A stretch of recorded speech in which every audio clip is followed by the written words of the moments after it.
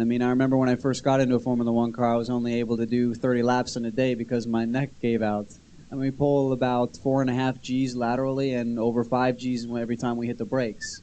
And if you think with a big helmet on and having the forces so laterally, it's very, very difficult on your neck.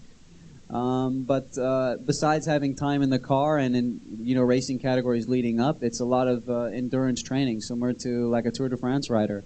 For me, I prefer the bike more than running, so I spent most of my hours on that, and just keeping yourself in an overall good physical condition.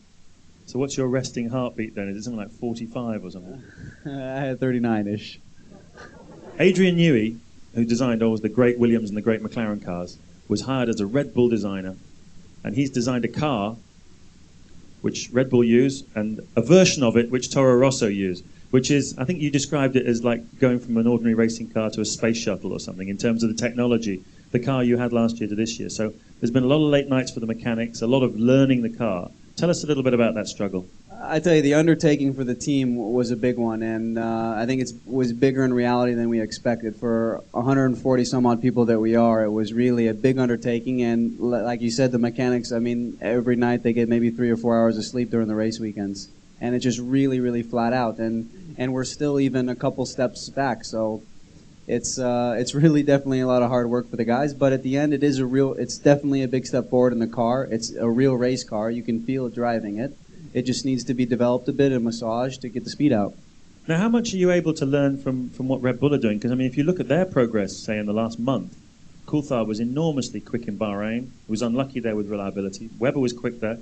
And then, obviously, Coulthard had a fantastic run in Barcelona 2 weeks ago. So they're clearly beginning to get hooked up with that car. Yeah, no, it's great. It's really encouraging to see, and it's also frustrating to see where we are because, we know that that's possible when our development catches up, but yet we're still behind watching, and that's a bit frustrating because we know we're just going to be behind until we eventually, hopefully, catch up one time during the year. Now, obviously, the big difference between the two cars is, apart from the colour scheme, is that you're using the Ferrari engine and they're using the Renault. How much of a difference does that make? To be honest, all the engines from Honda to Renault and Ferrari, McLaren, they're all very, very close this year. With the new regulations and the V8s, there's really not much in between the engines. The biggest thing that's difference between the teams is the shifting, and a lot of teams are using a seamless shift, which enables you to shift the gear without losing drive at all. And this is probably the biggest step that we're missing from most of the top teams.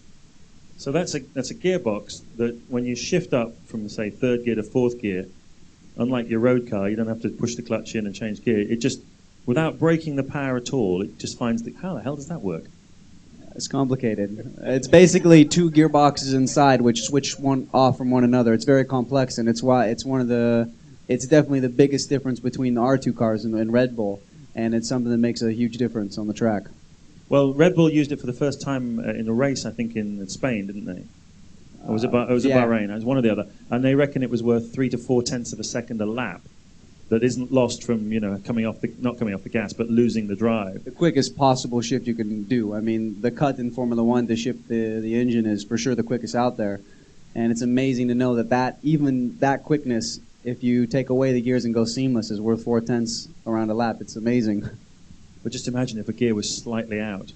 Yeah, it is very. That's the complicated part, and that's where the reliability comes in. Well, I started racing go-karts when I was 10. I come from a karting background. A very small, very middle-class family in California. My dad raced cars when I was a kid, karts, and I would always follow him around to the kart track. And I raced karts for maybe 10 or 11 years of my life, and then I started racing cars now for I think this is my 6th year.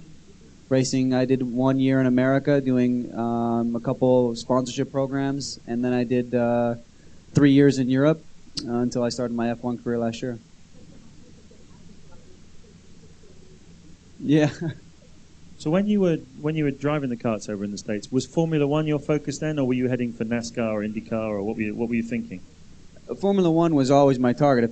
If anyone ever asked me, where do you want to go, I said, I want to go to Formula One. But it was a really ridiculous statement, and it was very unrealistic. I mean, with the means that I had, it was next to impossible, and I knew that. But I always said, I wanted to go there, however hopeless it was. And there was a lot of things that happened in my career that were very lucky, and I was in the right place at the right time many times.